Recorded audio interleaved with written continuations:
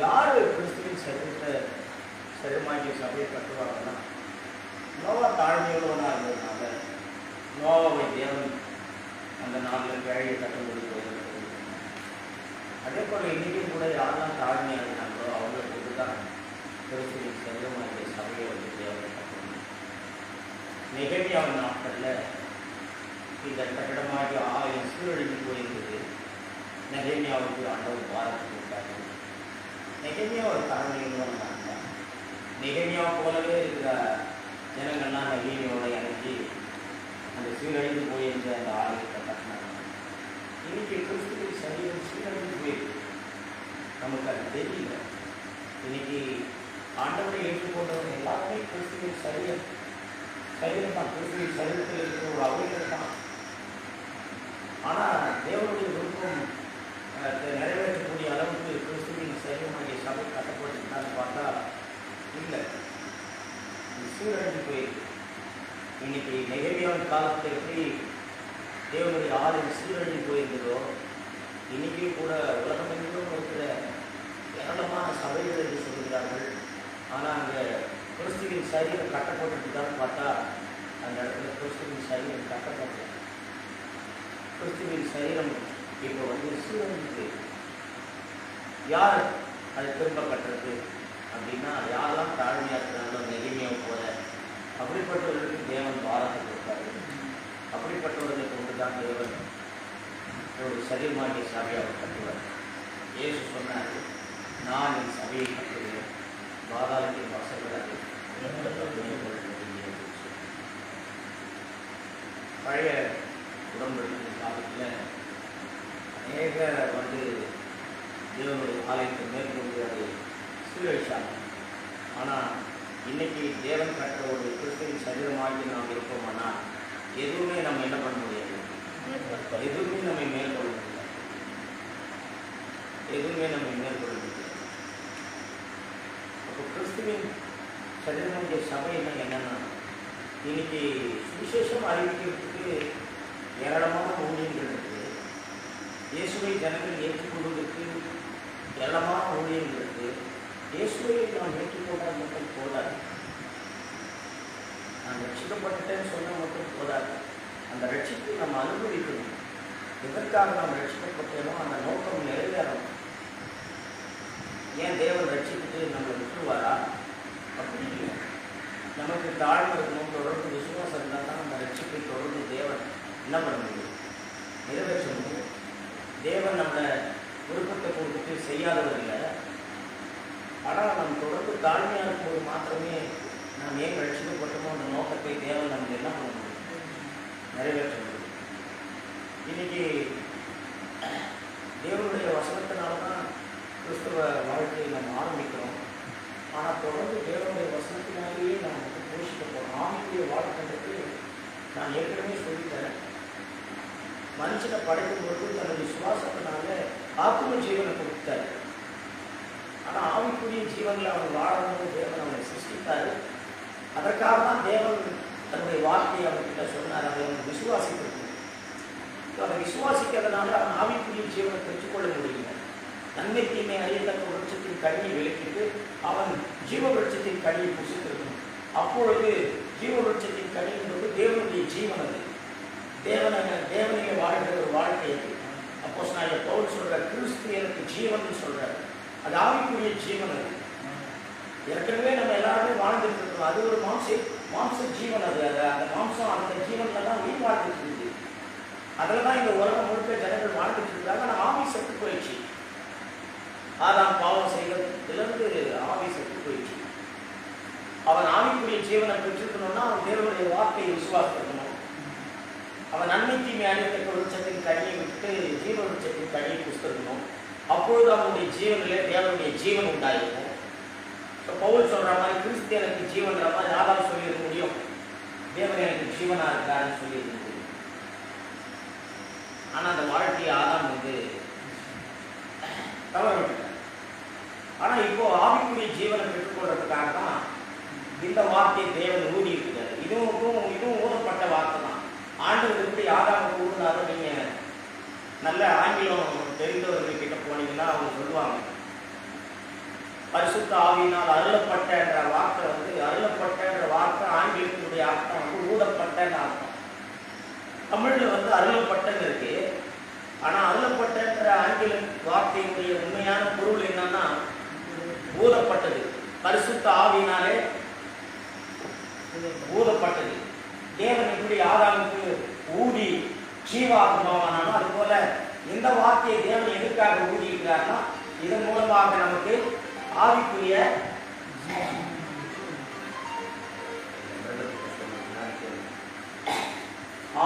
ஜீவனுக்காக இது கொடுக்கப்படுது. இப்ப நம்முடைய வாழ்க்கை ஆரம்பிக்கும் போது எப்படி ஆரம்பிக்கிறாரு? வசனத்துல தான் தேவன் ஆரம்பிக்கிறார். வார்த்தையினால் தான் நாம் ரட்சிக்கப்படுகிறோம். தொடர்ந்து வார்த்தையினால் தான் அந்த ரட்சிப்பை நாம் எதற்காக ரட்சிக்கப்பட்டோமோ அந்த ரட்சிப்பை நாம் நிறைவேற்றணும்னா தொடர்ந்து வார்த்தையினால தான் நாம் போஷிக்கப்படணும். வார்த்தை நம்முடைய ஆவிக்கு, இந்த வேதம் கொடுக்கப்பட்டது நம்முடைய ஆவிக்கு. அநேகர் இதை தன்னுடைய மூளையினால் அறிந்து கொள்ள முயற்சி செய்வதனால்தான் பலவிதமான தவறான உபதேசங்களை அவர்கள் பேசுகிறார். இந்த சத்தியம் ஒரே விதமான சத்தியம் தான்.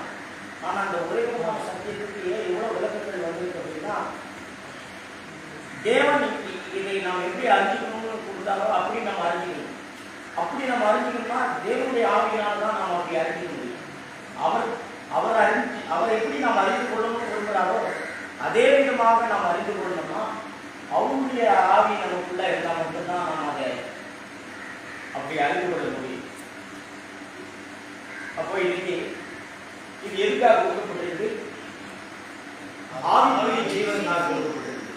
ஆவிக்குரிய ஜீவன் எப்போ நமக்கு உண்டாகுது? வார்த்தையை நாம் விசுவாசிக்கும் பொழுது நமக்கு உண்டாச்சு. இயேசுவே வழி சத்தியம் ஜீவன் சொன்னாங்க. யாரோ ஒருத்தர் சொன்னாங்க, பாவிகளை கிறிஸ்து இயேசு உலகத்துக்கு வந்தாங்க, உங்க பாவங்களுக்காக இயேசு சிலுவையில். வார்த்தையினால் தான் நாம் என்ன பண்ணியிருக்கோம்? விசுவாசித்திருக்கிறோம். வார்த்தையினால் தான் நாம் ரட்சிக்கப்பட்டிருக்கோம். ரட்சிக்கப்பட்ட போதாது, தொடர்ந்து வார்த்தையினால் தான் நாம் போஷிக்கப்படணும். அதைத்தான் ஆண்டவர் வந்து விசுவாசத்திலே துவக்கின நீ விசுவாசத்திலே முடியணும்னு சொல்லி சொல்றதுடைய அர்த்தம் என்னன்னா, விசுவாசத்தை துவக்கினவர். இப்போ நம்முடைய கிறிஸ்தவ வாழ்க்கை என்பது விசுவாசத்திலேயே வாழ வாழ்க்கை. இது நம்முடைய மனதை சார்ந்திருக்கோ, இது நம்முடைய உணர்ச்சிகளை சார்ந்திருக்கோ, இது நம்முடைய திறமைகளை சார்ந்திருக்கோ, அப்படிப்பட்ட வாழ்க்கை கிடையாது. இது தேவனை சார்ந்து கொள்ற வாழ்க்கை. விசுவாசம்னா அதனுடைய அர்த்தம் என்னன்னா, நான் தேவனை சார்ந்து கொள்கிறேன். என்னுடைய ஆவியில தேவனை நான் என்ன பண்றேன்? சார்ந்து கொள்கிறேன். அதுதான் விசுவாசம். விசுவாசம்னா அதனுடைய அர்த்தம் என்ன? சார்ந்து கொள்கிறேன். இந்த வார்த்தை எதற்காக கொடுக்கப்படுகிறது? நாம் விசுவாசத்துக்காக கொடுக்கப்படுகிறது. தேவனுடைய வார்த்தையை விசுவாசிக்கும் போது ரட்சிக்கப்பட்டோம். தொடர்ந்து தேவனுடைய வார்த்தையை விசுவாசிக்கிறதுக்கு அடிப்படையில் தான் நம்ம அந்த ரட்சிப்பை நிறைவேற்ற முடியும். தேவன் நம்மள நாம் விசுவாசிக்கும் பொழுது பரிசுத்த ஆவியானவர் அந்த காரியங்களை என்ன பண்றாரு? நிறைவேற்றுகிறவரா இருக்கிறார். ஆனால் இன்னைக்கு நாம் ஒவ்வொருத்தரும் கிறிஸ்துவின் சரீரமாகிய சபையை கட்டணும். கிறிஸ்துவின் சரீரமாகிய சபையை கட்டுறதுக்கு நாம் பயன்படணும். யாரை தேவன் பயன்படுத்துவார்னா, தாழ்மையா இருக்கிறவங்களை மட்டும்தான் கிறிஸ்துவின் சரீரமாகிய சபையை கட்டுறதுக்கு பயன்படுத்துவார். மாம்சமான சபையை யார் வேணாலும் கட்டலாம். ஆனால் ஆவிக்குரிய சபையை தாழ்மையானவர்கள் மட்டும்தான் கட்ட முடியும். ஆரம்பத்திலிருந்து நீங்க பார்த்தீங்கன்னா தேவனுடைய பணி செய்தவர்கள் எல்லாருமே தாழ்மையானவர்கள். தாழ்மையானவர்களை மட்டும்தான் தேவன் தன்னுடைய பணிக்கு என்ன பண்றாரு? பயன்படுத்துகிறார். நீங்களும் நானும் கூட பயன்பட முடியும். கிறிஸ்துவின் சரீரம்னா என்ன? கிறிஸ்துவை நாம் அனுபவிக்கணும். கிறிஸ்துவோடு நாம் இணைக்கப்படும். இயேசுவை ஏற்றுக்கொள்வது என்பது அது ஒரு முதல் படி. நாம் இயேசுவை ஏற்றுக்கொள்வது ரட்சிக்கப்பட்டது. நாம் ரட்சிக்கப்பட்டோம். ஆனா ரட்சிக்கப்பட்ட நாம் கிறிஸ்துவோடு என்ன பண்ணோம்? இணைக்கப்படும். இதெல்லாம் இன்னைக்கு நடக்க போறதில்லை. ஆல்ரெடி தேவன் எல்லாவற்றையுமே செய்து முடித்திருக்கிறார். இயேசு சொன்னார், சிலுவையில் எல்லாம் முடிந்தது. அவரோடு இணைந்து வாழ்வதற்குரிய அத்தனை காரியங்களும் ஏற்கனவே தேவன் தன்னுடைய குமாரனை அனுப்பி அவர் சிலுவை மரணத்தின் மூலமாகவும் அதற்கு பிறகு தேவன் பரிசுத்த ஆவியை அனுப்பி இந்த உலகத்துல தன்னுடைய காரியங்களை அவர் என்ன பண்ணுகிறார்? செய்துட்டு இருக்கிறார். அநேகர் நாம் தேவனை ஏற்றுக்கொள்கிறோம். ஆனா தேவனோடு நாம் இணைக்கப்பட்ட அந்த வாழ்க்கையை நாம் என்ன பண்றது இல்லை? அனுபவிக்க மாட்டோம். உடனே தேவனை ஏற்றுக்கொண்டாலே நாம் தேவனோட இணைஞ்சிட்டோம்னு சொல்லி நம்ம நினைக்கக்கூடாது. என்ன நான் உங்களுக்கு சொல்ல வரேன்னா, நமக்கு அந்த ஆவியில வல்லமை வேணும். இப்போ ஆதாம் பாவம் செய்த பிறகு ஆவி மறிச்சு போச்சு. ஆத்மாவில் தான் இந்த ஆவி மொத்தம் அடக்கப்பட்டுச்சு. இந்த ஆத்மாவால் அடக்கி ஆளப்பட்டு கொண்டிருக்கு. இது இன்னைக்கு இல்லை, பல நூற்றாண்டுகளாக மனுஷன் பாவம் செய்ததற்கு ஆவி செத்து போனோடனே இந்த ஆவி ஆத்மாவினால அடக்கப்பட்டு ஆத்மாவினால ஆளப்பட்டு கொண்டிருக்குது இந்த ஆவி. ஆமா, இப்படிப்பட்ட ஆவிக்கு நாம் வார்த்தையை கேட்டு மனம் திரும்பி இயேசுவை ஏற்றுக்கொண்ட உடனே அந்த ஆவி உயிர்ப்பிக்கப்படுவதில்லை. ஆத்மாவிலிருந்து கம்ப்ளீட்டா அது பிரிக்கப்படலை. அதை நம்ம எல்லாருமே அநேகர் நம்ம அறியாத இருக்கும். ஆத்மாவிலிருந்து பிரிக்கப்படாத வரைக்கும் இந்த வார்த்தையாக நாம் அறிந்து கொள்ள முடியாது.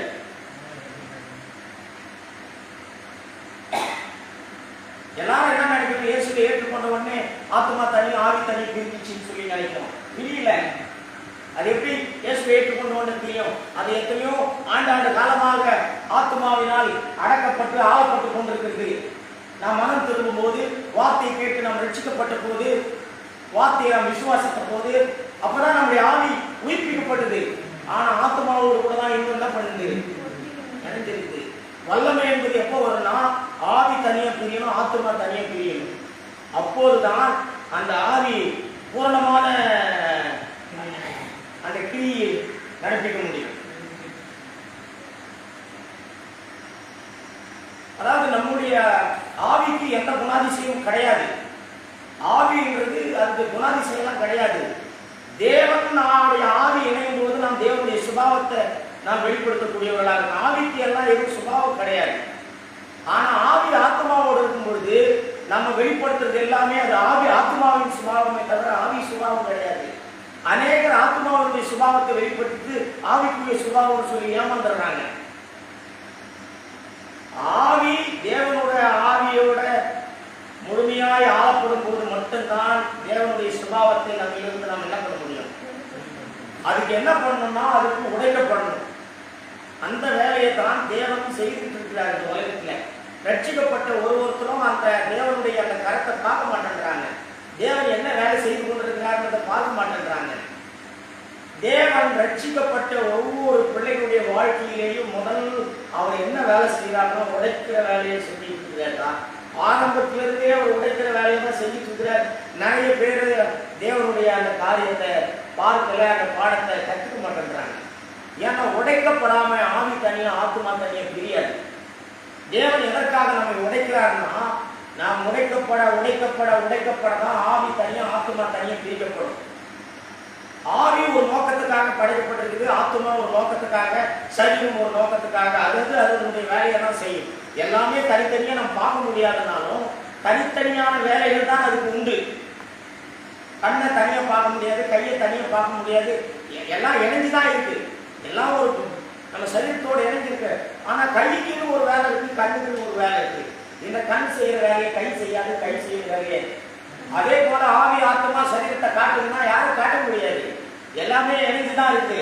ஆனா ஒன்னொன்னு ஒரு நோக்கத்துக்காக சிருஷ்டிக்கப்பட்டது. அதனுடைய வேலையை மட்டும்தான் செய்யும். ஆவியின் வேலையை ஆத்மா செய்யாது, ஆவியின் வேலையை சரீரம் செய்யாது. ஆவி எதுக்காக கொடுக்கப்பட்டதுன்னா, தேவனோட இணைக்கப்பட்டு தேவனுடைய ஜீவனிலே நாம் வாழணும். ஒரு ஆவிக்குரிய வாழ்க்கை வாழணும் என்பதற்காக ஆவி கொடுக்கப்பட்டது. ஆனா அந்த ஆவியில தேவனுடைய ஜீவனை பெற்றுக்கொள்ள முடியாம ஆதாம் பாவம் செய்து மரிக்க செஞ்சதுனால நாம் சுவிசேஷத்தை கேட்டு வார்த்தையை கேட்டு நாம் ரட்சிக்கப்படுறோம், மனம் திரும்ப இயேசுவை ஏற்றுக்கொள்கிறோம், நம்முடைய ஆவி உயிர்ப்பிக்கப்படுகிறது. ஆனா ஆவியும் ஆத்மாவும் என்ன பண்றதில்லை. இப்படி பிரிக்கப்படாம ஊழியத்தை செய்கிற மக்கள் தான் சத்தியத்தை அவர்களால் சத்தியமாய் பிரசிக்க முடியாது. அவர்களால் கிறிஸ்துவின் சரீரத்தை கட்ட முடியாது. இந்த பூமியில அநேகர் இயேசு அண்டைக்கு வர்றாங்க, அநேகர் வார்த்தையை கேட்டு விசுவாசித்து வர்றாங்க. ஆனா கிறிஸ்துவின் சரீரம் கட்டப்படுதான்னு பார்த்தா கிறிஸ்துவின் சரீரம் கட்டப்படலை. கிறிஸ்துவின் சரீரம்னா என்ன? தேவன் எதற்காக நம்ம ரட்சித்தாரோ அந்த நோக்கத்தை நிறைவேற்றுறது. அவரோடு ஒருவருத்தரும் இணைக்கப்பட்ட அந்த வாழ்க்கையை ஒருவருத்தரும் நாம் அனுபவிக்கிறோம். ஏற்கனவே அதற்குரிய எல்லா காரியத்தையும் அவர் செய்து முடிச்சிட்டாரு. ஆனா இன்னைக்கு நாம் அதை அனுபவிக்க முடியல. ஏன் அனுபவிக்க முடியலன்னா மனிதன் உழைக்கப்பட மாட்டேன்றான். அவன் ஆத்மா உடைப்பதற்கு அவன் அந்த தேவன் அனுமதிக்கிற காரியங்களை எல்லாம் அவனால் அந்த அந்த காரியங்களை ஏற்றுக்கொள்ள முடியல.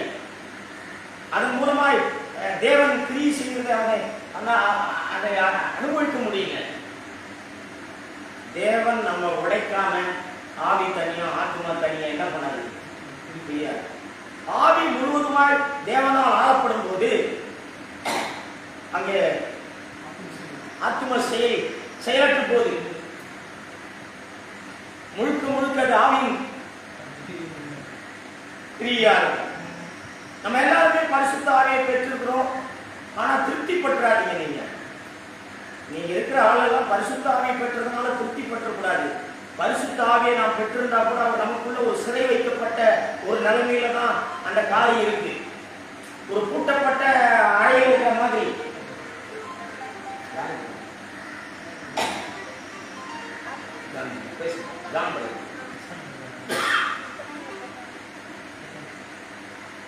ஒரு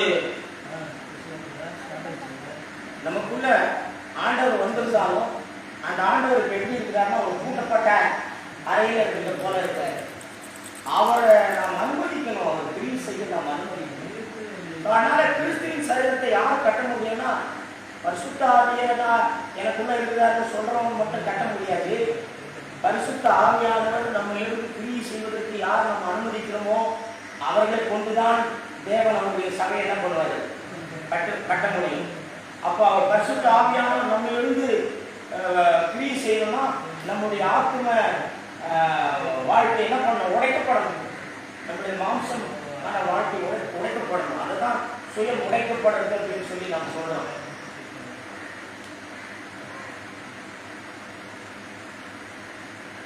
அதனால நம்ம எல்லாருமே உடைக்கப்பட்டவங்க இருந்துதான் பரிசுத்த ஆவியானுடைய கிரியை தான் வெளிப்படும். உடைக்கப்பட்டாத வரைக்கும் நாம் இயேசுவை ஏற்றுக்கொண்டிருந்தாலும் நாம் மாம்சமானவர்களாக தான் நாம் இருக்க முடியும். நம்ம இருந்து வர சுபாவங்கள் எல்லாம் அது மாம்ச சுபாவம், அது ஆவியின் சுபாவம் கிடையாது. ஏன்னா ஆவிக்கு தண்ணி எந்த சுபாவம் கிடையாது. நாம் நினைக்கிறோம் ஆவிக்கு ஒரு சுபாவம், எனக்கு ஒரு என்னுடைய சுபாவம் வேற. தேவன் ஆவியில் வர்றதுனால தேவனுடைய சுபாவம் வெளிப்படணும். மாம்ச சுபாவம் வேற.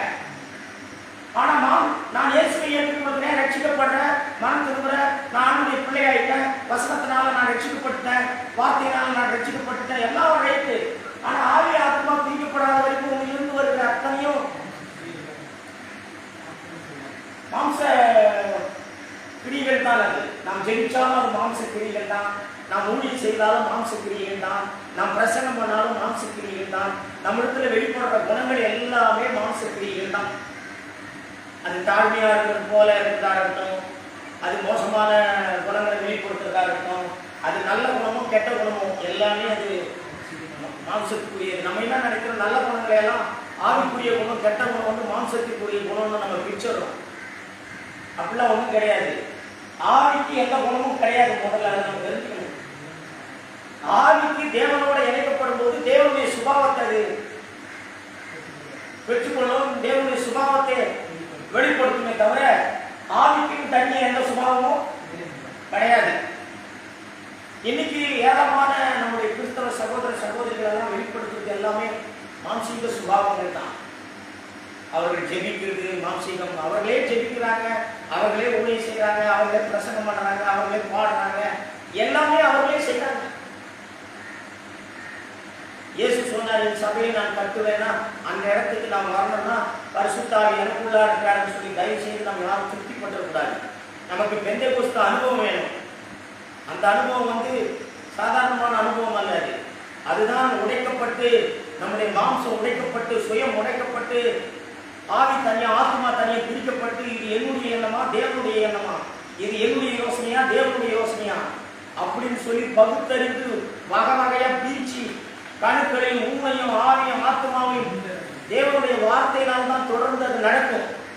அதற்காக தான் சபையில ஒரு வாரம் நாம் கூடி வருவோம். அதுக்காக தான் செய்திகளை கேட்கிறோம். அதனுடைய காரணம் என்னன்னா எப்படி வார்த்தையினால் நாம் ரட்சிக்கப்பட்டோமோ அந்த ரட்சிப்பை நாம் அனுபவிக்க வேண்டுமானால் இயேசுவை நாம் ஏற்றுக்கொண்டோம், இயேசுவை நாம் அனுபவிக்கணும், இயேசுவை நம் மூலமாக வெளிப்படுத்தணும்,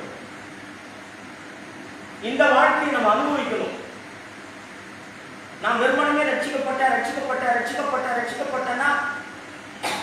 ரட்சிக்கப்பட்டிருக்கலாம், ஆனால் நீங்க அந்த ரட்சிப்பை அனுபவிக்கல. ரட்சிக்கப்பட்டவங்க ஏன் கவலைப்படுறாங்க? ரட்சிக்கப்பட்டவங்க ஏன் குறை சொல்றாங்க? ரட்சிக்கப்பட்டவங்க ரட்சிப்பை அனுபவிப்பது என்பது, ரட்சிக்கப்பட்ட என்பது பாவ மன்னிப்பு, ரட்சிப்பை அனுபவிப்பது என்பது பாவத்தின் மேல் வெற்றி.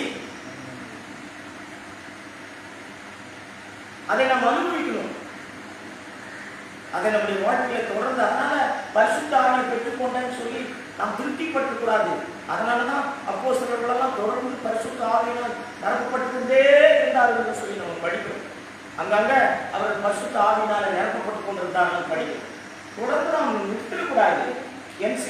ஏதோ ஒரு எனக்கு பரிசுத்த ஆவியான ஒரு அனுபவத்தை நான் பெற்றுக்கொண்டேன் அப்படின்னு அதோட நிறுத்தக்கூடாது. கண்டினியூவா பரிசுத்த ஆவியினால் நிரப்பப்படுறத நிறைய பேர் சொல்லுவாங்க. ஏன் ஒரு முறை பரிசுத்த ஆவியினால் நிரப்பப்பட்டுட்டேன் போதாதான் தொடர்ந்து ஜெபிக்கணுமான்றாங்க. நாம் எந்த அளவுக்கு நாம் உடைக்கப்படுறோமோ அந்த அளவுக்கு ஆவியின் சுபாவங்களை நாம் என்ன பண்ண முடியும்? வெளிப்படுத்த முடியும். தேவனுடைய சுபாவங்களை வெளிப்படுத்த முடியும். நாம் உடைக்கப்படாமல் இருக்கிற வரைக்கும் நம்முடைய சுபாவங்கள் தான் வெளிப்படும். அதனால நாம் எப்பவுமே பெந்தெகோஸ்து அனுபவம் நமக்கு வேணும். அதுதான் பரிசுத்த ஆவியினுடைய பூரண நிறைவு. அந்த பூரண நிறைவுனா முழுக்க முழுக்க நம்முடைய ஆவியை தேவனுடைய ஆவியானவரே என்ன பண்ணுவோம்? ஆளுகை செய்யும். அவரே முழுமையாய் ஆட்கொள்ளும். அப்படி ஆட்கொள்ளும் பொழுதுதான் பாவத்தின் மீது வெற்றியுள்ள ஒரு வாழ்க்கை. அப்ப ரட்சிக்கப்பட்ட ஜனங்களை பாவத்தின் மீது வெற்றியுள்ள ஒரு வாழ்க்கைக்காக அவர்களை நடத்தணும். அவர் வெற்றி பெறாங்களா இல்லையோ, அந்த சத்தியத்தை நாம் சொல்லாவிட்டால் அது பூர்ணமான சுவிசேஷம் அல்ல. பாவ மன்னிப்பை மட்டுமே பிரசங்கித்து தேவன் உங்களுக்கு பரலோகத்துக்கு கொண்டு போவார்னு சொல்வது பூர்ண சுவிசேஷம் அல்ல. இயேசு கிறிஸ்துவின் சிலுவை மரணம் தேவன் என்னை நேசிக்கிறார் என்பதை நமக்கு காண்பிக்கிறது. தேவனுடைய அன்பினிடத்தில் வந்தவன் பாவ மன்னிப்பை பெற்றுக் கொள்கிறார். ஆனா தேவன் உயிர்த்தெழுதலில் அவர் சர்வ வல்லமையுள்ளவர் என்பதை அவர் வெளிப்படுத்தி இருக்கிறார். பாவத்தின் மேல் வெற்றியுள்ள ஒரு வாழ்க்கையை அவரால் தர முடியும். நாம் சொல்ற சுவிசேஷத்தை இந்த உலகத்துல போய் சொன்னா என்ன சொல்லுவாங்க? உங்க ஆண்டவர் பாவத்தை மன்னிப்பாருன்றீங்க, ஆனா பாவத்திலிருந்து எந்த ஒரு வெற்றியும் தரமாட்டான்றீங்க. அப்போ பாவத்தின் மேல வெற்றி தரணும்னா அவரால் முடியாதுன்னு அர்த்தம். அது தேவனால் கூடாத காரியம் என்ன இருக்கு? தேவன் பாவ மன்னிப்பு கொடுத்துட்டு பாவத்தின் மேல வெற்றியுள்ள ஒரு வாழ்க்கையை தரமாட்டாரா? கிறிஸ்தவர்களுக்கு சுவிசேஷம் எது தெரியுமா? பாவ மன்னிப்பு, பாவத்திலிருந்து வெற்றி. இதுதான் நீங்க வேதத்தின் ஆரம்பத்திலிருந்து புதிய ஏற்பாட்டினுடைய ஆரம்பத்திலிருந்து வெளிப்படுத்தின விசேஷம் வரைக்கும் நீங்க படிச்சு பார்த்தீங்கன்னா, மனம் திரும்புதல் ஜெயம் கொள்கிறவர்கள், மனம் திரும்புதல் ஜெயம் கொள்கிறவர்கள், மனம் திரும்புதல் ஜெயம் கொள்கிறவர்கள், மனம் திரும்புதல் ஜெயம். இந்த ரெண்டு செய்தி தான் கிறிஸ்தவர்களுக்கு. நம்ம எல்லாருமே ஒரு பகுதிக்கு வந்துடும், இன்னொரு பகுதியை நம்மளால அனுபவிக்க முடியல. அதற்கான கோரிக்கிறவர்களும் இல்லை. ஏன் இல்லைன்னா உடைக்கப்பட மாட்டேங்கிறாங்க. அவர்கள் தன்னுடைய மாம்ச பலத்தையே உபயோகப்படுத்துறாங்க. தேவனுடைய பலத்துக்காக அவர்கள் காத்திருக்க மாட்டேங்கிறாங்க. வேதம் சொல்லுவது காத்திருக்கிறவர்கள் புது பலன் அடைவார்கள் சொல்லியிருக்கு. ஏன் நம்ம ஆவிக்குரிய வளர்ச்சி இல்லை நம்ம கிட்ட? நாம் உடைக்கப்படதான் ஆவிக்குரிய வளர்ச்சி நமக்கு வரும். இயேசுவை ஏற்றுக்கொண்டால் மற்ற ஆவிக்குரிய வளர்ச்சி வந்துடாது. அதனால ஆண்டவரை ஏற்றுக்கொண்டிருக்கிறவங்க நம்ம வார்த்தையை கேட்டு விசுவாசத்தை போல சபைக்கு வந்து தொடர்ந்து வார்த்தைகளை என்ன பண்ணணும்? கேட்கணும். வேதம் சொல்லுவது இது ஒரு பால் மாதிரி இருக்குன்னு. அப்போ ரட்சிக்கப்பட்ட ஒருவன் பாவ மன்னிப்பை அவன் இயேசுவை ஏற்றுக்கொண்ட ஒருவன் இது பால் மாதிரினா பாவ மன்னிப்பை அவன் பெற்றுக்கொள்ளணுன்ற ஒரு உபதேசம். ஆனா நீதியின் வசனத்துல பழக்கம் இல்லாதவனா இருக்கிறான்னு சொல்லி எபிரேயர்ல நாம் படிக்கிறோம். நீதியின் வசனம்னா அது பாவத்தின் மேல் வெற்றி உள்ள ஒரு வாழ்க்கைக்கு வழிநடத்துகிறது. நீங்க இன்னும் பாலை உண்ணுகிற குழந்தைகளாக இருக்கீங்க அப்படின்னு சொல்லி தோல் இருக்கிற அப்படின்னா என்ன அர்த்தம்? ஆண்டவர் உங்க பாவங்களை மன்னிப்பார், அவ்வளவுதான், அந்த செய்தி பரலோகம் தருவார்ன்ட்டு அதுக்கப்புறம் கர்த்தர் உங்களுக்கு இதை செய்வார் அதை செய்வார், அவ்வளவுதான். பாவத்தின் மேல் வெற்றியுள்ள ஒரு வாழ்க்கை குறித்து எந்த விதமான போதனையும் இல்லை. பால் குடிக்கும்போது கொஞ்சம் பலம் தான் கிடைக்கும். நல்ல கறி, நல்ல திடமான ஆகாரங்கள் கிடைக்கும் போது தான் பலமா நல்ல ஸ்ட்ரென்த் கிடைக்கும். பாலை குடிச்சிட்டு இருக்கிறாரு ஒரு காலம் பாவத்தின் மேல வெற்றி அடைய முடியாது. நல்ல திடகாத்திரமான ஆகாரங்களை குடிச்சிக்கிறவங்க தான் பாவத்தின் மேல் வெற்றி உள்ள வாழ்க்கையை வாழ முடியும். சிலுவையின் உபதேசம், இயேசுவை பின்பற்றின எல்லா இடத்திலையும் ஆண்டவர் சிலுவையின் உபதேசத்தை போதிக்கல. யாராரும் அவரை தொடர்ந்து பின்பற்றி வர விருப்பமா இருக்கிறாங்களோ அவங்கள பார்த்துதான் எல்லாருக்கிட்டும் சிலுவையின் உபதேசத்தை அவர் போதிக்கல. ஆண்டவர் பார்த்தீங்கன்னா ஒவ்வொருத்தர்கிட்ட ஒரு விதமா போதிச்சிருக்கிறாரு. சிலுவையின் உபதேசத்தை அவர் எல்லாருக்கிட்டும் போதிக்கல. தன்னை பின்பற்றி வர விருப்பமா இருக்கும் கிட்ட மட்டும்தான். சிலுவையின் உபதேசம் என்பது ஒரு வல்லமையை கொடுக்கிற ஒரு உபதேசம். அது பால் அல்ல. அது பால் என்பது பாவ மன்னிப்பு. சிலுவையின் உபதேசம் என்பது பாவத்தின் மேல் வெற்றி அடைவதற்குரிய ஒரு பலன். ஆனா சிலுவையின் உபதேசம் இன்றைக்கு நீங்க எங்க வேணா பாருங்க, ஒரு இடத்துல கூட சிலுவையின் உபதேசம் கிடையாது. ஒருவன் தன்னை வெறுக்கணும், தன்னை தான் வெறுக்கணும், சிலுவை எடுக்கணும், இயேசுவை பின்பற்றணும்ன்ற போதனைகள் எதுவுமே இல்லை. உன் ஆசைகளையும் நிச்சயங்களையும் சிலுவையில் அறையப்படணும்ன்ற போதனைகள் எதுவுமே இல்லை. அப்படின்னா என்ன அர்த்தம்? ரட்சிக்கப்பட்டிருக்கிறேன்னு சொல்ற அனைவரும் கிறிஸ்துவை அனுபவிக்கல. கிறிஸ்துவோடு கூட இணைக்கப்பட்ட அந்த வாழ்க்கையை அவர்கள் அனுபவிக்கல. தேவன் அதை செய்தாரு. தேவன் அவருடைய சிலுவை மரணத்தின் மூலமாகவும் பரிசுத்த ஆவியானவரை கொடுத்ததன் மூலமாகவும் ஒருவன் தேவனோடு இணைக்கப்பட்டிருக்கிற வாழ்க்கையை வாழ முடியும்.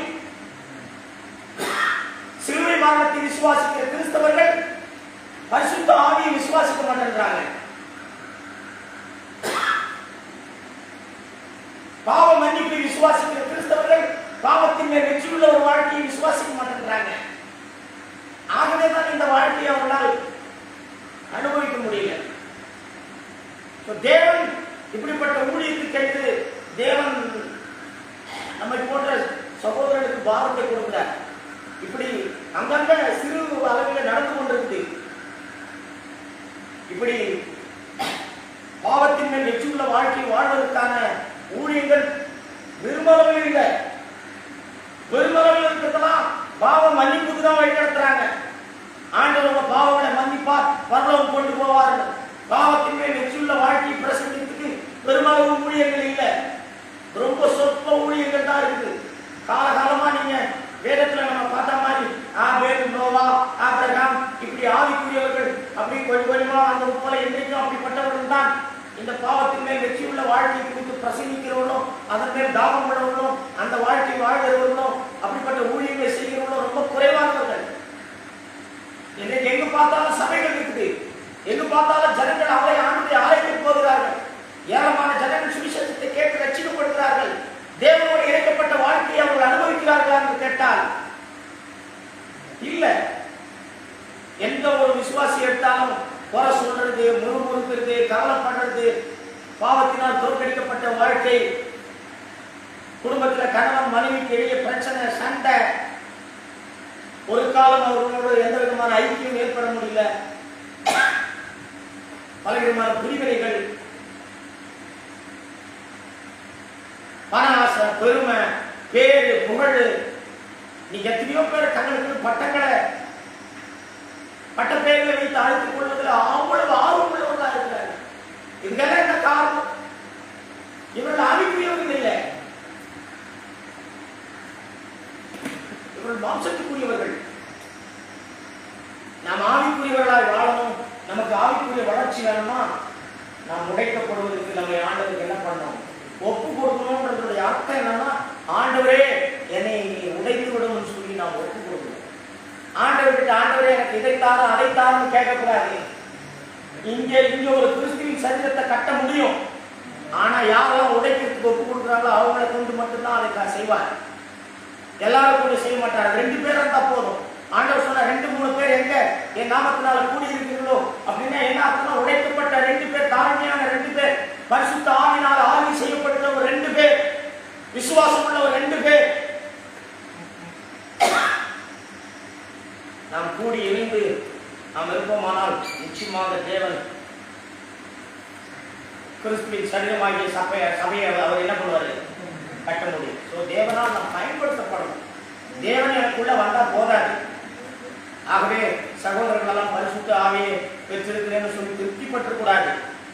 தொடர்ந்து தேவன் நம்மை உடைப்பதற்கு நம்மை ஒப்பு கொடுக்கணும்.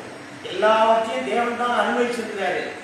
அவரை நீ பார், அவரை நம்மை நேசிக்கிறவர், நம்மை பயன்படுத்துவதற்காக, நாம் மற்றவர்களுக்கு ஆசீர்வாதமாய் இருப்பதற்காக, நம் மூலமாய் கிறிஸ்துவின் சரீரமாகிய சபை கட்டப்படுவதற்காக தேவன் நம்மை உடைத்துக் கொண்டிருக்கிறார் என்பதை நம்ம பார்க்கணும். நாம் அநேகம் தான் சொல்றோம், ஆண்டவரே இன்னும் ஒப்பு கொடுத்துறோம். ஏதாவது ஒரு கஷ்டம் வந்தனா, எதுக்கு இந்த கஷ்டம் வந்து அப்படி நீ ஒப்பு கொடுத்தது நான் ஒப்பு கொடுத்தேன்னு சொன்னது அது எந்த அளவுக்கு நிஜமானதுன்னு தெரியல. நான் ஒப்பு கொடுத்தேன்றேன், ஆனா எனக்கு ஏதாவது ஒரு கஷ்டங்கள் வரும் பொழுது எனக்கு தேவன் மீது ஒரு சந்தேகம் வருது. அப்படியானா நான் சொன்னது உண்மையா? ஒப்பு கொடுத்தேன்னு சொல்றது உண்மையா? ஒப்பு கொடுத்துட்டேன்னா என் வாழ்க்கையில என்ன நடந்தாலும் நான் எந்த கேள்வியும் கேட்கக்கூடாது. அதன் மூலமாகத்தான் நான் உடைக்கப்பட்டு ஆவி தரத்தான் வேத வசனம் எபிரேயர் 4:12 என்ன சொல்றதுன்னா, நாம் ரட்சிக்கப்பட்டதை பற்றி சொல்லல. ரட்சிக்கப்பட்ட பிறகு நாம் ஆண்டவருடைய வாக்கினால ரட்சிக்கப்பட்டுறோம். ஆண்டவருடைய வாக்கினால இயேசுவை ஏற்றுக்கொள்கிறோம். ஆனா தொடர்ந்து அந்த வார்த்தை தான் உனக்கு வல்லமையா இருக்கணும், உன் வாழ்க்கையில ஜீவனை கொண்டு வரணும் அப்படின்னா வார்த்தையின் வல்லமையை நாம் அனுபவிக்கும். ரட்சிக்கப்பட்ட வார்த்தையினால, ஆனா வார்த்தையின் வல்லமையும் ஜீவனையும் நம்முடைய ஆவியில நாம் என்ன பண்ணணும்? அனுபவிக்கணும். வார்த்தையை நம் இருதயத்தில் பெற்றுக்கொள்ளணும், ஜீவனை நம் இருதயத்தில் பெற்றுக்கொள்ளணும். எப்ப நாம் அதை பெற்றுக்கொள்ளணும்?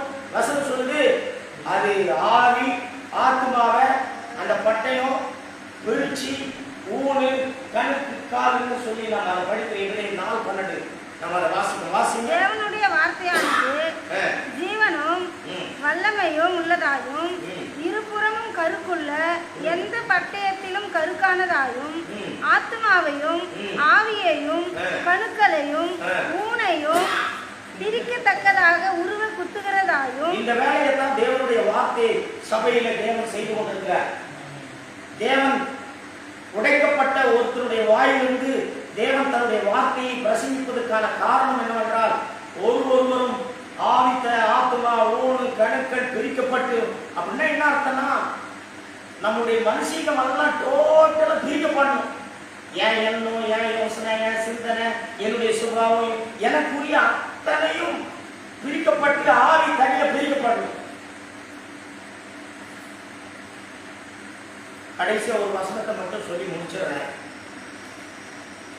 2 காரியம் நமக்கு ரொம்ப முக்கியம். சபைக்கு வந்து தொடர்ந்து தேவனுடைய வார்த்தையினாலே நாம் நம்முடைய ஆவி ஆத்மா, நம்முடைய எண்ணம், நம்முடைய மாம்சீகம் தனியா பிரிக்கப்படணும். தனியா பிரிக்கப்படணும்னா என்ன அர்த்தம்? தனித்தனியா நாம் பார்க்க முடியாது. ஆனால் அதனுடைய குணாதிசயங்களை தான் அதது காண்பிக்கணும். ஆவி தனியா இல்லாததுனால நம் மாம்சத்துடைய சுபாவங்களையே ஆவிக்குரிய சுபாவங்களை ஏமாந்துடுறோம். இன்னைக்கு பெருமளவு ஊழியங்கள் மாம்சீகமான ஊழியங்கள், ஆவிக்குரிய ஊழியங்கள் கிடையாது. ஏன் நமக்கு அது தெரியல? நான் உங்களுக்கு சொல்லிட்டேங்களா?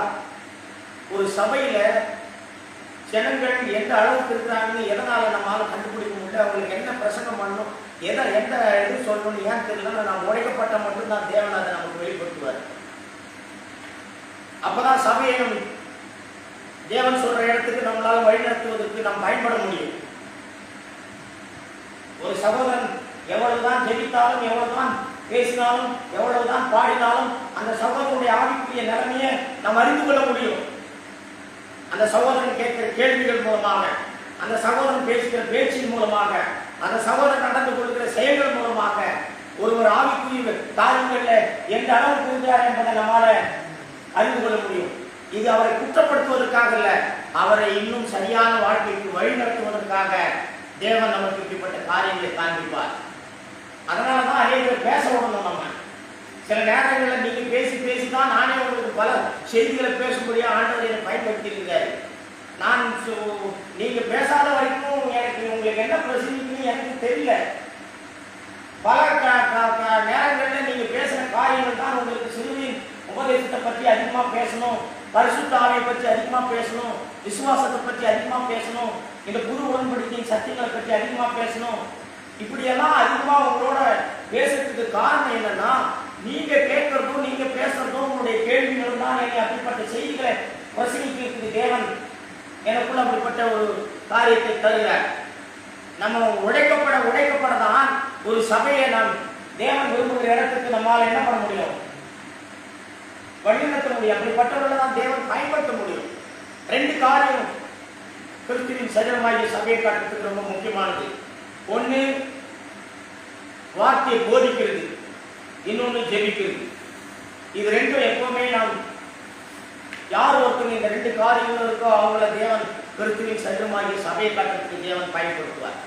வார்த்தையின் மூலமாக தான் தேவன் சபையை கட்டுவாரு. வார்த்தை தான் ஆவிக்குரிய காரியத்துக்கு அத்தனையும் ஆதியிலிருந்து வார்த்தை.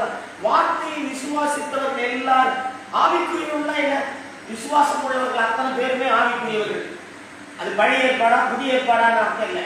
ஏன், அவர்கள் விசுவாசித்த காரியம் தேவனுடைய வாயிலிருந்து வந்தது. ஒருவேளை ஆபிரகாம் பூமிக்குரிய காரியங்களை விசுவாசித்திருக்கலாம், ஆனா அது தேவனுடைய வாயிலிருந்து வந்தது. நாம் பாவத்தின் மேல் வெற்றி உள்ள வாழ்க்கை குறித்து நாம் விசுவாசிக்கலாம், அது தேவனுடைய வாயிலிருந்து வந்தது. தேவன் சொன்னதை விசுவாசிக்கிறதுக்கு பேர் தான் விசுவாசம். அவர்கள் தான் ஆவிக்குரியவர்கள். தேவன் சொல்லாத விசுவாசிக்கிறதுக்கு பேர் விசுவாசம் இல்லை, அவர்கள் ஆவிக்குரியவர்களும். இன்னைக்கு ஏராளமான காரியங்கள் விசுவாசம் பேர்ல என்னென்னமோ சொல்றாங்க.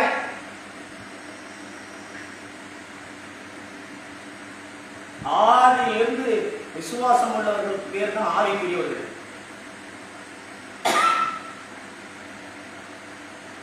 விசுவாசம்னா என்ன, தெளிவா வேதத்தில் இருக்குது. தேவனுடைய வார்த்தையை கேட்கறதுனாலே விசுவாசம் வர்றது. விசுவாசம்னா உன் மாம்சத்துல இருந்து வர்றதில்லை, அது உனக்குள்ள இருந்து வர்றதில்லை. நான் தேவனுடைய வார்த்தையை கேட்டு ரட்சிக்கப்பட்ட, தேவனுடைய வார்த்தையை கேட்டுதான் தொடர்ந்து இந்த ஆவிக்குரிய வாழ்க்கையை நான் வாழணும். என் ஆவிக்குரிய வாழ்க்கையை தேவனுடைய வார்த்தையை கேட்டு ஆரம்பிச்ச முடிவு வரைக்கும் தேவனுடைய வார்த்தையை கேட்டுதான் நான் இந்த வாழ்க்கையை தொடரும். ஆகவே தான் தேவனுடைய வார்த்தை ரொம்ப முக்கியமானது.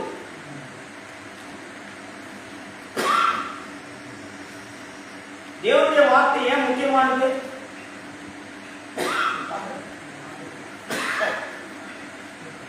தேவனுடைய வார்த்தை ஏன் முக்கியமானது? நம்முடைய வாழ்க்கையை ஆரம்பிச்சது எப்படிதான் ஆரம்பிச்சாரு ஆண்டவர்? அதான் விசுவாசம் தான் என்ன, அப்ப வார்த்தையினால்தான் நம்முடைய வாழ்க்கையை தேவன் ஆரம்பிச்சிருக்காரு.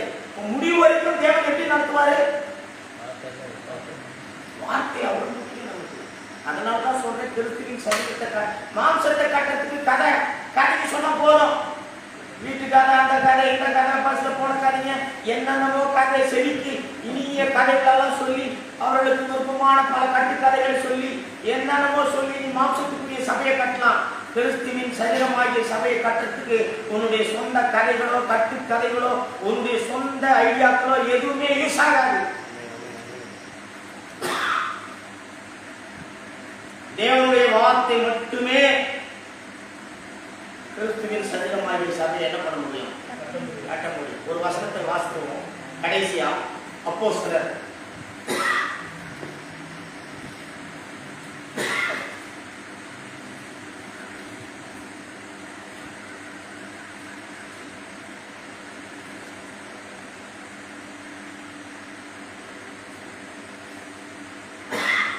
6வது அதிகாரம் 4வது வசனத்தை வாசிக்கிறோம். நாங்களோ ஜெபம் பண்ணுவதிலும் தேவ வசனத்தை போதிக்கிற ஊழியத்திலும் இடைவிடாமல் கருத்திருப்போம் என்றார்கள். இது ரொம்ப முக்கியம். தேவ வசனத்தை போதிக்கிறவங்க, ஜெபிக்கிறவங்க யார்? இவங்க பரிசுத்த ஆவியினால் நிரப்பப்பட்டவங்க. சும்மா ஏதோ வேற கல்லூரியில படிச்சுட்டு வந்து வேத வசனங்களை போதிச்சவங்க இவங்க எல்லாம். பைபிள் காலேஜில் படிச்சு வேத வசனங்களை போதிக்கிறவர்களால் ஒரு காலம் கிறிஸ்துவின் சரீரமாகிய சபையை கட்ட முடியாது. பரிசுத்த ஆவியினால் நிரப்பப்பட்டவர்கள் மட்டும்தான் கிறிஸ்துவின் சரீரமாகிய சபை கட்டப்படும். இங்க வசனத்தை போதிக்கிறது, ஜெபிக்கிறதுன்னு சொல்றாரு. யார் இவர்கள்? யார் இவங்க? பரிசுத்த ஆவியினால் நிரப்பப்பட்டவர்கள். வேற வசனத்தை பார்த்தா உங்களுக்கு தெரியும். நற்சாட்சி பெற்றவர்கள். இவர்கள்தான் கிறிஸ்துவின் சரீரமாகிய சபையை கட்டுறதுக்கு, போதிக்கிறதுக்கும் ஜெபிக்கிறதுக்கும் தெரிந்து கொண்டார்கள். சபைகள் இப்படிதான் கட்டப்பட்டது. முதலாம் நூற்றாண்டிலே இப்படிதான் ஆவிக்குரிய சபைகள் கட்டப்பட்டது. அன்னைக்கு மட்டும் இல்ல, இன்னைக்கு கூட கிறிஸ்துவின் சரீரமாகிய சபையை கட்டணும்னா வேத வசனத்தை போதிக்கிறவர்கள் வேணும். நீங்க ஏதோ செய்தி பிரசங்கம் பண்றத சாதாரணமா எண்ணிடக்கூடாது. மாம்சீகமான பிரசங்கங்கள் 1000 பிரசங்கங்கள் கேட்டாலும் பிரயோஜனம் இல்லை. ஒரே ஒரு செய்தி, தேவன் பேசுற செய்தி போதும் நமக்கு. இவர்களெல்லாம் தேவன் பேசினதை பேசினார்கள், தேவன் சொன்னதை ஜெபித்தார்கள். இவர்களால் ஜெபித்தது இல்லை, இவர்களால் பேசினது இல்லை. அப்படிப்பட்டவர்கள் வேணும். நம்முடைய சபையில ஆவிக்குரிய சபையை கட்ட வேண்டுமானால், கிறிஸ்துவின் சரீரமாகிய சபையை கட்ட வேண்டுமானால் ஏராளமான ஜனங்களை ரட்சிக்கப்படுவதை தேவன் சபையில கொண்டு வருவார். அந்த ஊழியத்தை இன்னைக்கு அநேகர் செய்து கொண்டிருக்கிறார்கள். ஆனால் ரட்சிக்கப்பட்டு வருகிற ஜனங்களை கிறிஸ்துவின் சரீரத்தோடு இணைக்கிற பணியை நாம் ஒருவரும் செய்ய வேண்டும். அவர்கள் கிறிஸ்துவை அனுபவிக்க வேண்டும். பாவத்தின் மீது வெற்றியுள்ள வாழ்க்கையை வாழ வேண்டும். விசுவாசம் உள்ள வாழ்க்கையை அவர்கள் வாழ வேண்டும். தேவனை சார்ந்து வாழ்கிற வாழ்க்கையை வாழ வேண்டும். ஆவியிலே தேவனை பெற்று தேவனுடைய சுபாவத்தை வெளிப்படுத்துகிற ஜனங்களாக வாழ வேண்டும். இப்படிப்பட்ட காரியங்களை நாம் போதிக்க வேண்டுமானால் நாம் உடைக்கப்பட்டிருக்கணும். பரிசுத்த ஆவியினுடைய மெந்தேவோஸ்தே அனுபவம் நமக்கு வேணும். பரிசுத்த ஆவியை குறித்து நீங்க யாரும் சந்தேகப்பட தேவையில்லை. ஆண்டவர் நமக்குள்ள இருக்கார். ஆனா ஆவியும் ஆத்மாவும் பிரிக்காதவருக்கு அந்த வல்லமையை நம்மால் அனுபவிக்க முடியாது. ஒரு ஒரு ஒரு விதைக்குள்ள கனி தரக்கூடிய மரம் இருக்கு, செடி இருக்கு, பூ இருக்கு, எல்லாமே அதுக்குள்ள இருக்கு. ஒரு முறை நம்ம சகோதரர் அனுப்பியிருந்தார் ஒரு செய்தி. அந்த செய்தி அதுதான் பேசியிருந்தாரு. ஒரு விதைக்குள்ளவே அத்தனையும் இருக்கு, ஆனா அது தானா வராது, உடையும் ஒரு ஓடு. அதெல்லாம் அவர் சொல்லல. அதற்காக தான் சகோதரர்களோட நான் பலமுறை நான் பேசியிருக்கிறேன். ஒரு விதைக்குள்ள எல்லாமே இருக்கு. அது வேணா இன்னைக்கு நம்ம அந்த பழத்தை பார்க்கலாம், இன்னைக்கு அந்த மரத்தை பார்க்கலாம், இன்னைக்கு அந்த மலரை பார்க்கலாம். ஏற்கனவே அந்த விதைக்குள்ளவே அது இருக்கு. அதனுடைய பூ, செடி, மரம், காய், கனி அத்தனையும் அது இருக்கு. இதைத்தான் அவர் பிரசங்கித்தார். ஆனா அதுல சொல்லாத ஒரு செய்தி என்னன்னா, சிலுவையின் செய்தி அங்க சொல்லப்படலை. ஓடு உடைக்கப்படுறத சொல்லப்படல, சுயம் உடைக்கப்படுறத சொல்லப்படல, மாம்சம் உடைக்கப்படுறத சொல்லப்படல. வேதம் சொல்லுறது கோதுமை நிலத்தில் விழுந்து சத்தேயாகினா என்ன அர்த்தம்? அந்த ஓடு உடையணும். அதைத்தான் எல்லா கிறிஸ்தவர்களும் தவறு செய்வது அந்த இடத்துல தான்.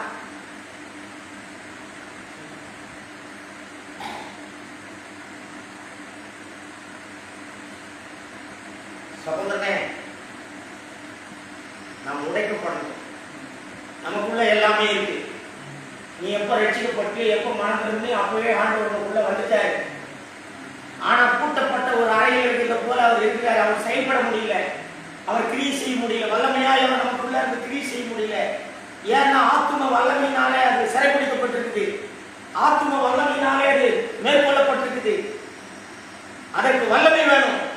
வார்த்தையினாலே அது வார்த்தை இருக்கிற பட்டயத்தினாலே அடித்து, அதுதான் வேதம் சொல்றது. கண்மலையை நொறுக்கும் சம்மட்டி, கண்மலையை நொறுக்கும் சம்மட்டி. அப்படிப்பட்ட செய்திகள் இன்றைக்கு இல்லை. மாம்சத்தை உடைத்து நொறுக்குகிற செய்திகள் இல்லை, தாழ்மைப்படுத்துகிற செய்திகள் இல்லை. ஒரு மனிதனை தாழ்மைப்படுத்தாத எந்த செய்தியும் ஆவிக்குரிய செய்தியா அது இருக்க முடியாது. ஒரு மனிதனை உடைத்து ஒன்றும் இல்லாமல் ஆக்காத செய்திகள் ஒன்றும் ஆவிக்குரியதா இருக்க முடியாது. ஒரு மனுஷனை கீழே கீழே கீழே கீழே கீழே கீழே ஜீரோவுக்கு கொண்டு போகாத எந்த செய்தியும் ஆவிக்குரிய செய்தியா இருக்க முடியாது. கண் மலையை நொறுக்கும் சம்மட்டி. அதைத்தான் அந்த எபிரேயர் 4:12 வாசிக்கும். அது இருபுறமும் கருப்புள்ள மக்கள் என்று வாசிக்கும். அதனால எல்லா கிறிஸ்தவர்களும் ஒரு இடத்துல ஒரு சத்தியத்தை எடுத்துக்கிறாங்க.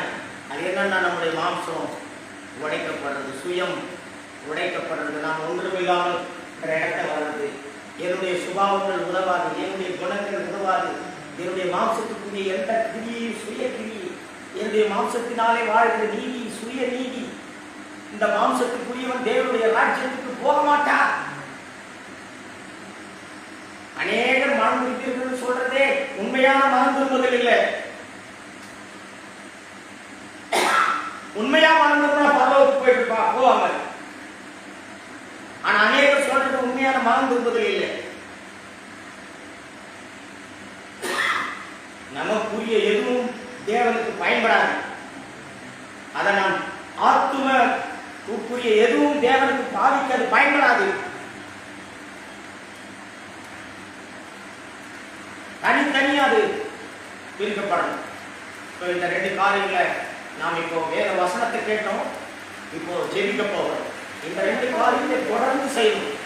இன்னைக்கு மட்டும் செய்யறதில்லை, நம்முடைய கிறிஸ்தவர்களாய் இந்த பூமியில வாழ்ற வரைக்கும் நமக்கு என்ன பண்ணணும்?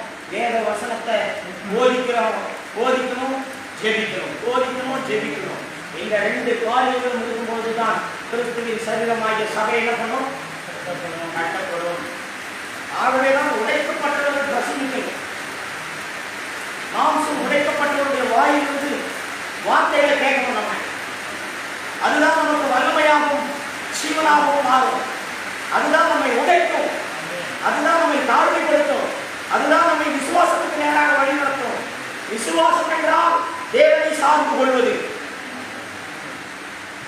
தேவனை சார்ந்து கொண்டு வாழ்கிற வாழ்க்கைக்கு பேர் தான் ஆவிக்குரிய வாழ்க்கை, விசுவாச வாழ்க்கை.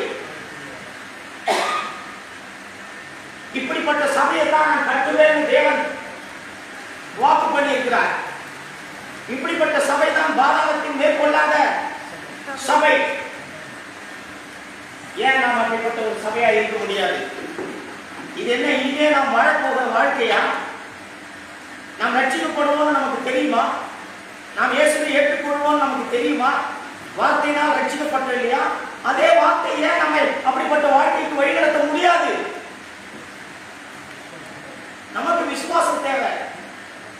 ரட்சிக்கப்படும் போது எனக்கு விசுவாசம் இருந்து ரட்சிக்கப்பட்ட பிறகு நான் என்னுடைய மனுஷத்தை சார்ந்து கொள்றேன், என்னுடைய மனதை சார்ந்து கொள்றேன், என்னுடைய உணர்ச்சிகளை சார்ந்து கொள்றேன், எனக்குரியவைகளை நான் சார்ந்து கொள்றேன். ஏதோ ஒரு விதத்துல ஏதோ ஒரு காரியத்தை செய்து முடிச்சுட்டு நாம் திருப்திப்பட்டு போயிடணும். தேவனுக்குரிய காரியங்களை தேவன் மட்டும்தான் செய்யணும், நீ செய்யக்கூடாது. அதுதான் ஆவிக்குரிய வாழ்க்கை. ஆவிக்குரிய வாழ்க்கைன்னா எனக்குரிய காரியங்களை நானே தான் செய்யணும், நீ செய்யக்கூடாது. நான் உன்னை பயன்படுத்த முடியுமே தவிர நீ செய்ய முடியாது. தேவன் நம்மை பயன்படுத்த முடியும், ஆனா நாம் செய்ய முடியாது. தேவன் செய்யற மாதிரி நாம் செய்ய முடியாது. செய்வோம் நம்முடைய மாம்ச காலத்துல, நம்முடைய ஐடியா, நம்முடைய அது மாம்சிக்க ஒரு சபை. இன்னைக்கு ஏராளமான சபைகள் அப்படிதான் கட்டப்பட்டு கொண்டிருக்குது. தேவன் கட்டுகிற சபையா இருக்கணும், முழுவதும் நாம் அவரை சார்ந்து கொள்ளணும், உடைக்கப்படணும், பிரிக்கப்படணும். நாம் ஜெபிப்போம். கர்த்தர் இந்த நேரத்தை கொடுத்ததுக்காக அவர்களுக்கு நன்றி செலுத்துகிறோம். ரெண்டு காரியங்களை நாம் இந்த நாளில் முக்கியப்படுத்தியிருக்கிறோம். எப்படி அப்போஸ்தலர்கள் சீஷர்கள் கிறிஸ்துவின் சரீரமாகிய சபையை கட்டத்துக்கு வேத போதனை, ஜெபம், இந்த ரெண்டு காரியங்களை முக்கியப்படுத்தி இருந்தார்கள். இன்னைக்கு இந்த ரெண்டு காரியங்களினால் தான் கிறிஸ்துவின் சரீரமாகிய சபை கட்டப்படும். வேத போதனைக்கு எவ்வளவு முக்கியத்துவம் கொடுக்குறோமோ அந்த அளவுக்கு ஜெபத்துக்கு நாம் என்ன பண்ணணும், முக்கியத்துவம் கொடுக்கணும். இதெல்லாம் ஏதோ நாம் செய்யறதில்லை, நாம் போதிக்கிறதும் ஆண்டவர் தான் நமக்கு வாயில் வார்த்தை வைத்து போதிக்க முடியாது செய்கிறார். ஜெபிக்கிறதும் அவர் தான் நம்முடைய இருதயத்தில் பாரத்தை கொடுத்து ஜெபிக்க செய்கிறார். அதை தான் நாம் என்ன ஜெபிக்கிறோம் என்பதை பொறுத்து தான் நம்முடைய பாரங்கள் இருக்குது. சும்மா இந்த தேசம் ரட்சிக்கப்படணும், அந்த ரட்சிக்கப்படணும். நான் என்னுடைய ஆவியில முழுமையாய் தேவனால் ஆளுகை செய்யப்படணும்.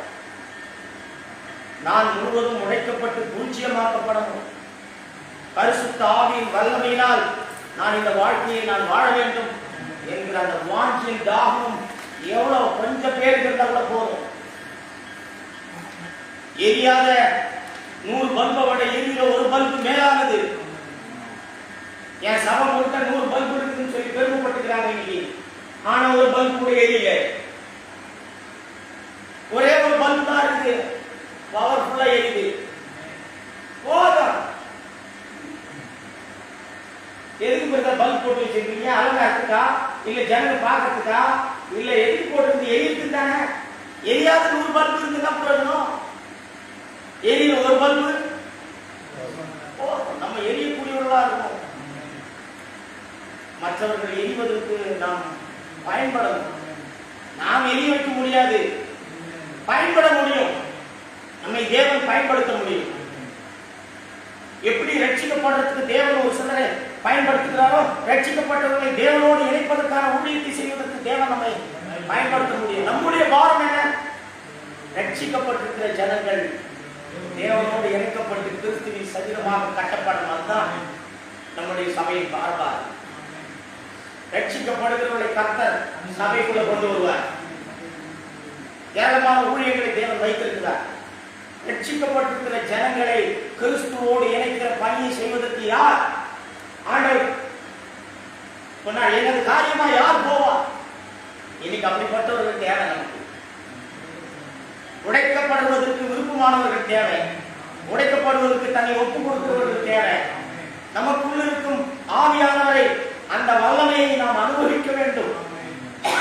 எனக்குள் இருக்கிறார் என்று மேன்மை பாராட்டுவதல்ல, அதை நாம் அனுபவிக்க வேண்டும். அது நம் மூலமாய் கிரியை செய்ய வேண்டும். அது பிறரை